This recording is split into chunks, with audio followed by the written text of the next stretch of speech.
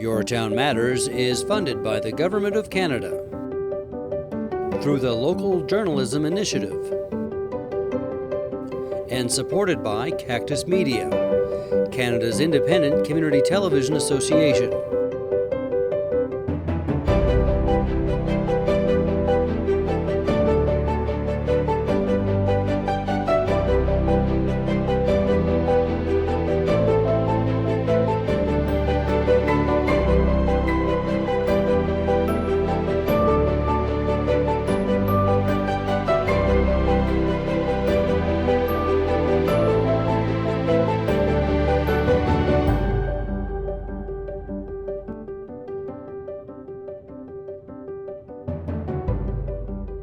I'm Vicki Hogarth, and welcome to a special Your Town Matters on the first responder and community response to the Bocabec and Chamcook fire. I'm joined today by the Mayor of the Town of St. Andrews, Brad Henderson. Thank you for being here today, Brad. Thanks for having me on again. Well, it's been quite a time in our community, and so many people have stepped up to the plate. What's your reaction as mayor? Obviously, the fire is ongoing. We could see first responders on the ground for weeks to come, but it's at a point in time where it's considered manageable. But we've seen the community from hours into this, and first responders as well, just step up to the plate. Yeah, so you'd like to think your community is always there for each other, and we've had over the years countless examples of how we take care of our own, and we've had countless examples of how other communities come in and support us in times of need, and vice versa. And then, of course, there has been, not so often, but times to time, the whole province comes and looks at an area and supports it. But to live it firsthand like we all have in St. Andrews the last, I guess you could say 6 days, it's been overwhelming. As sad as everything that has happened, and although, you know, in the same sense, it could have been a lot worse, so we're relieved. The thing that's been heartwarming throughout all this is how much the community, to your point, came together and really took care of our own. And I'm looking forward to talking about some of that stuff with you, but literally telling people we have enough food, like don't donate anything else, like that is, we're so fortunate.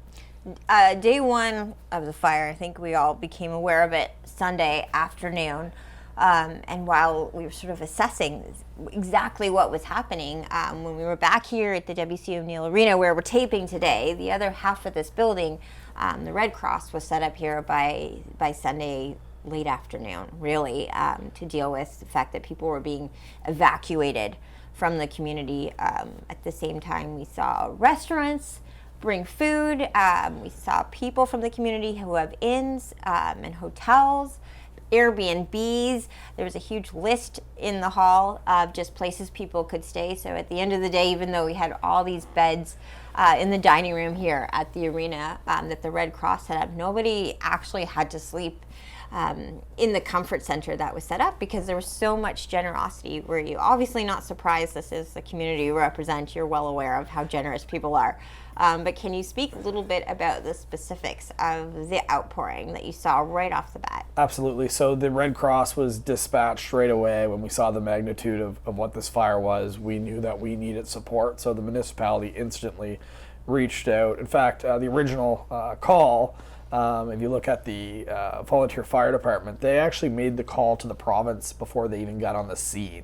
They knew that this was set up for, something big, and the fact that the weather conditions were so dry, there was a wind. I'm so thankful that they made the call on the way out there to call for more help, and that was it. It was the quick response, but the Red Cross volunteers to gather so quickly on just a minute's notice, like the same afternoon we called, we had cots at the WC O'Neill Arena there that night. How quick they responded was truly remarkable. And then to your point, when you have that many homes that are displaced and that many families and stuff, like, where are you going to house these people? And I had no idea that in this situation with that many houses that nobody would have to stay in these cots. Like, the fact that so many inns would come forward. I remember Ben and Zainab from the Montague Rose, they personally came up at midnight because I think they had a half-finished room that they quickly converted to be another room for guests. And then, of course, even the Chamber of Commerce said, let us take a leadership role. You have enough on the plate. they start calling places, finding out availability. And that board that we saw, almost every one of those inns and hotels, motels, inns, even I saw a free dome, like a glamping dome. Almost all of them were advertised as completely free or pay what you can.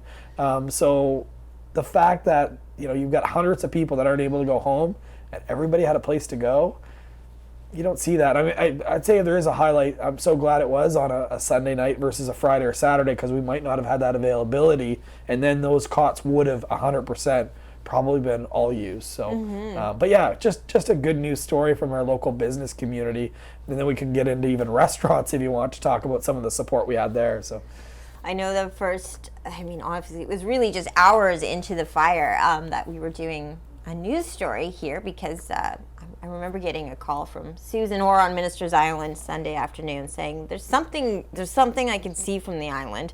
About 20 minutes later, Mark Bennett, your counselor from Chamcook, sent me pictures from where he was and said there's something going on. So I drove out with my dad, and just honestly, in minutes you could see it get bigger. Patrick came to meet me, and we watched this fire just grow from around 3 o'clock to 7 p.m. We were at Carr's Ridge just videoing it. But I remember coming back to the arena, and obviously people were being evacuated. There was a man named Robert Taylor who was over in the cot room that the Red Cross set up on Sunday night. This would have been close to midnight while we were doing our news story. We thought he might be the one person sleeping there, and I said at the end, have you checked out the list though of the hotels? And he didn't know yet. So I didn't see him again. He must have found a hotel. So yeah, it was really quite touching to see the amount of people that really came out and did their part. But I can't speak enough about the first responders and our volunteer fire department. Everyone from someone like Emily Ross, who's a local, people might know from Chamcook, who was not only an evacuated resident, but also a volunteer firefighter. And I think she was on the ground fighting the fire despite not having a home to go back to until Tuesday.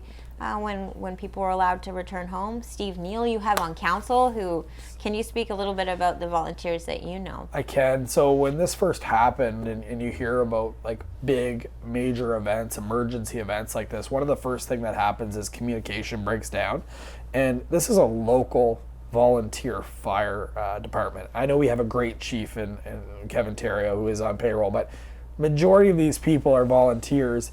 And the amount of communication that the chief, but also you mentioned Steve Neal, was giving me was comforting and scary, because the information that I was reading, you didn't want to read, but the fire department in St. Andrews did such a phenomenal job, and I mentioned how quick they dispatched, but the homes that are standing, there would be a lot more homes that would not be standing, and that the air support was critical for containing the fire, but really defending structures preliminary, that was local fire departments. And I speak about our fire department. We have mutual aid agreements with our neighbors. All of the different fire departments across Charlotte County responded, and they responded with heavy force. They were critical. How the fire chiefs were able to coordinate such an organized activity. Again, not saying they could be everywhere because it was such a big fire, but because of them, a lot of people are actually back in their homes. There should have been a lot more structures lost, but they did such a phenomenal effort. And then if we talk about other fire departments, like I'll give you an example, Oromocto, we offered to pay their fuel to come down when they said they were coming. They didn't want anything from us. They happily drove down from Oromocto and joined the fight. You've heard Musquash, Harvey, all these places came down, and right now is not the time. The fire, as of the time of this filming, is certainly not 100% contained, and it's certainly not out. But once this fire is out, you can really expect a community celebration where we can all come together and especially acknowledge the volunteers, not just from the fire department, not just from the Red Cross, but there was a lot of people, and I'd love to talk about some of them that gave some real generosity. And I won't get everybody, but there's some really one-off special stories that just you wouldn't expect, right? Like things you wouldn't think of. One in particular, like you look at some big sponsors like Cooks, the fact they paid their employees to take the day off work that had fire training experience to come work. They donated like 200 salmon burgers. They have side-by-sides. They had actually things that they donated to it. But then you had like a local realtor like Debbie Grant, not just stop by once, she stopped by multiple times to purchase food for the emergency center and for the fire department. And we're not talking like dropping a pizza off or two. She was dropping off dozens of large pizzas at a time. And then just one more I'll speak of is you look at cleaning. So I never even thought of those services. You think of a local cleaner coming forward and inviting and coming in and saying, how can I clean? And they clean the fire department. So just remarkable stuff that happened. And I have to say that the food, there was so much outpouring that people were even feeding the media, which I don't think most of us are used to, that they knew we were working long hours too. There was media here from all across New Brunswick and even beyond, and the media scene, just because we all sort of work together very well, their experience of this part of the world was really touching because they were treated well by the community as well, people looking out for them and knowing that they were putting in long hours too to make sure that there was information reaching people. But to see them so completely, I mean, we're used to the Maritimes in general having this reputation for being nice, but I was extremely proud of my community for the impression they made on media from all across the Maritimes and beyond, because I don't think they've seen that level of not just generosity, but also the organization in working together as a community. It's so beyond impressive. It is. So if you look at kind of a communication plan to get the message out there, not everyone is on social media, and social media played an important role in getting that's your quickest way to get a response out there. There's no question. But I know that they went door to door, the ambulance, New Brunswick, and RCMP to tell people to evacuate. But the media played such an important role in key safety messaging to be able to get that out to such a wide spread audience that doesn't use maybe social media. It was so pivotal. So messages like this fire isn't over, like especially when people first went home, like a lot of people are like, oh, this is behind us, thankfully, but it's not. It still isn't at the time of this filming. Media was so critical into informing people what was going on. And when you want people to be calm, and you want people, to obviously feel secure, you need to give them information. People just having regular updates makes them feel like they know what's happening, and it eases a little bit. And I couldn't imagine if I lived out in Chamcook Bayside not knowing if my house was standing or not. I couldn't imagine like patiently waiting to say, it's close to your area. Did it get my house or not? I couldn't imagine what was going through some of those residents' heads, and they need to be acknowledged as well for their patience. Yeah, I will give a shout out to our Ian Curran here at CHCO, who I think it was Tuesday night said people wanted to see a map of where the fire had been and where it was, and Ian found a way to get in a plane that night, our 18-year-old superstar, and take a camera up and just film the whole area so people could see, okay, here's where the damage has been done, here's where it appears to be active, and the messages that we received after that, just for the understanding people had of the breadth of the fire just from doing that, and Ian taking it upon himself to find a new way to report, was obviously working with him. We're always proud of Ian, but he always does something new as a young person in the media to impress us, and that was certainly stepping up to the plate in his own way. It was helpful for me as mayor to actually see that footage. I actually sincerely appreciate it, because you have ideas of where it went, but until you see the overhead to see, it seemed like there was one area that was smoke. It really did give you a better handle of when you look down on it, what it looks like. And I know maps are such an important thing, but the challenge with the maps is the map would cover people's areas where there was homes and they were standing, so it would make people think they lost their home. And the other thing is the conditions kept changing so often.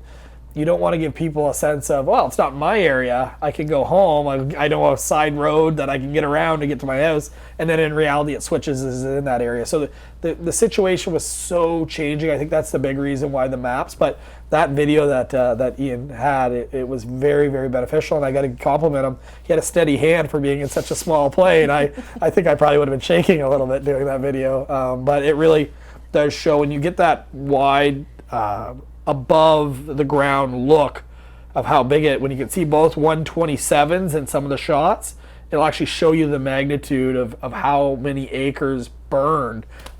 It is massive. I can't think of anything in the history of St. Andrews that I'm aware of right now that you could even compare this to. I've talked to firefighters that were on the original fire that was about 22 years ago, the one that I remember as a child, and they said that one, which was significant, was small compared to this one. At least it stayed together. This one went every direction. Wow.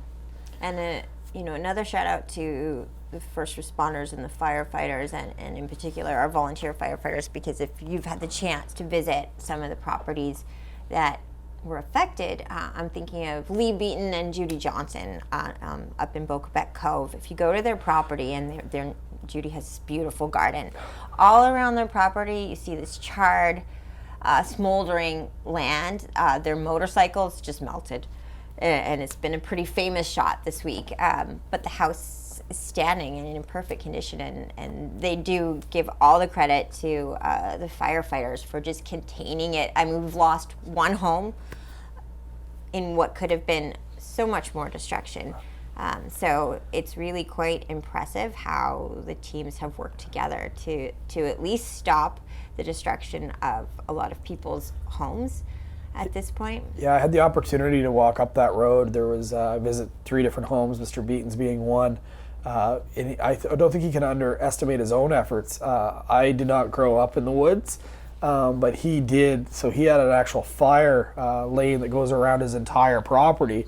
And his property is beautiful, you're right. It's got ocean views, but it's like an oasis. There's like he's got his garden out front. It's like an oasis, and all around it is charred. So it burnt to his fire line and stopped. And you got to wonder, it went completely around. If he didn't do that, would he have a home? But they were quick to point out that they definitely were getting support. They had water running all over his property. That definitely was a factor as well. And there's several people.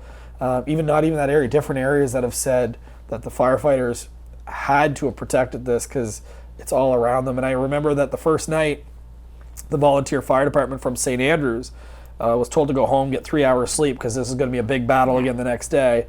They got called back out an hour later. They got home for 1 hour, had to go back out, and it was another concern over another home that they were trying to protect. And again, they successfully held the line. So I don't even myself have a full understanding of the different activities they did to protect homes.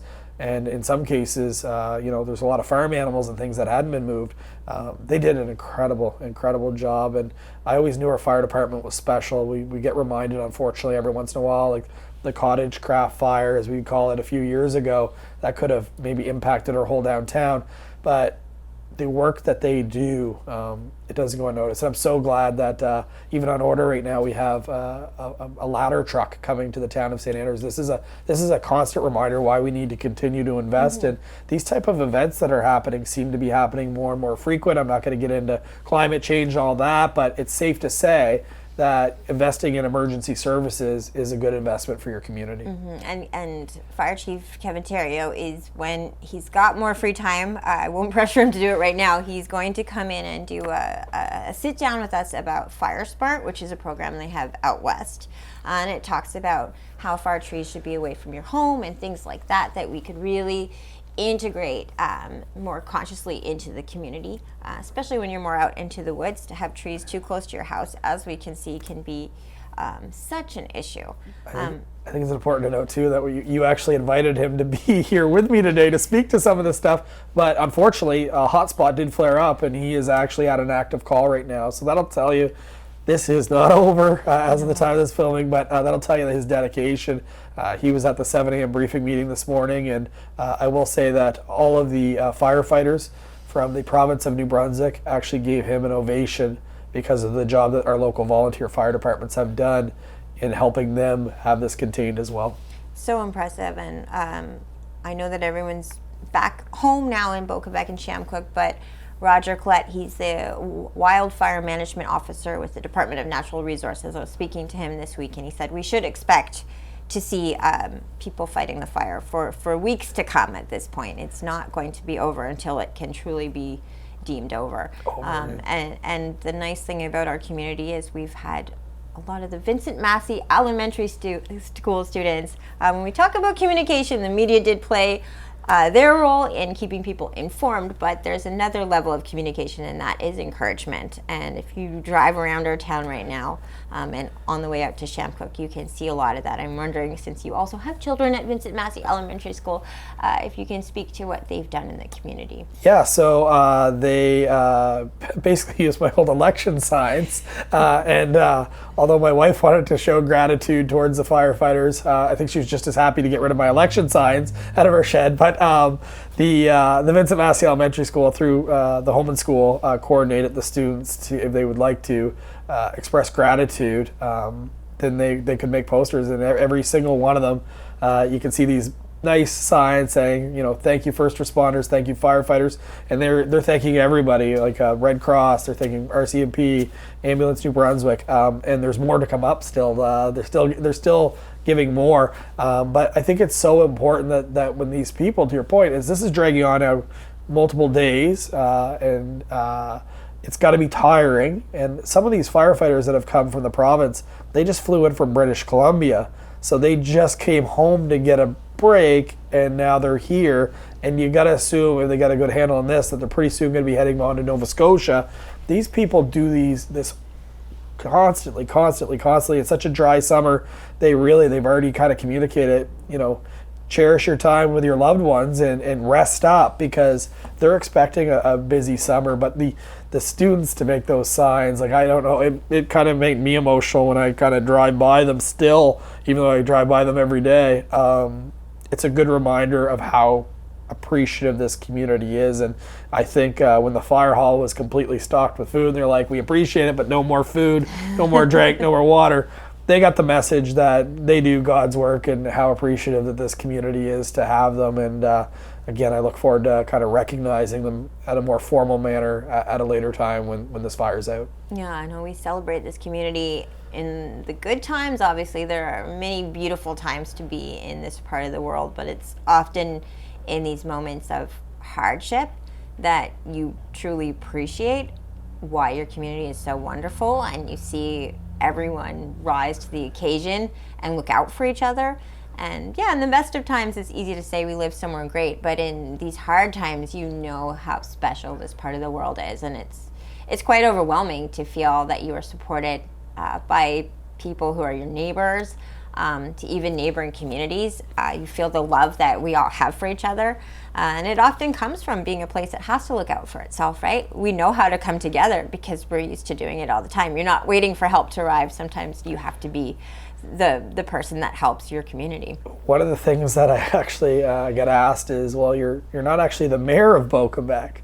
Well, the truth is Bocabec, Bayside, Chamcook, St. Andrews, we've always been one community. We've always been from the same place. We've always been neighbors. So when it gets into kind of where is the fire, who's impacted, we're a community and we look after each other. We're always going to look after each other. And I'm so thankful, the way, to your point, that the whole community, like, I moved back here. I know you moved here. You grew up around here. I grew up here. I came back here to raise my kids because it's such a great community to grow up in, and I'm glad that they're getting, maybe not this way, but they are getting to see how special of a place it is to live. And as a New Brunswicker, despite how this is upsetting, you also are proud, right? So. Mm-hmm. And I know you're not going to sing your own praises, but I will say there have been many days I have seen you working hard at 4 a.m, and you have represented our community well at the press conference that has been here with the Premier, with the Public Safety Minister.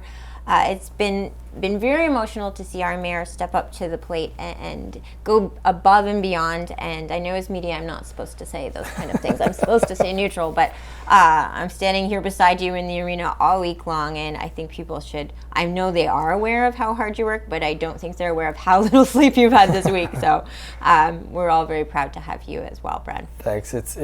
It's easy to talk about the great work that's happening from all levels, from the volunteers to the fire department to even the province. Yeah, not a lot of sleep, but I'm using my mouth and typing. You've got people hauling hoses and hiking in the woods. It's yeah, I'm proud of this community, and right back at you, CHCO. You guys haven't stopped around the clock. I think you and I have exchanged text at 3 a.m., 5 a.m. this week. I've never hesitated to not call you, which maybe sounds terrible, but I know you're awake. Yeah, I'm just one of many that has been working this week, and I'm proud of this community and its response.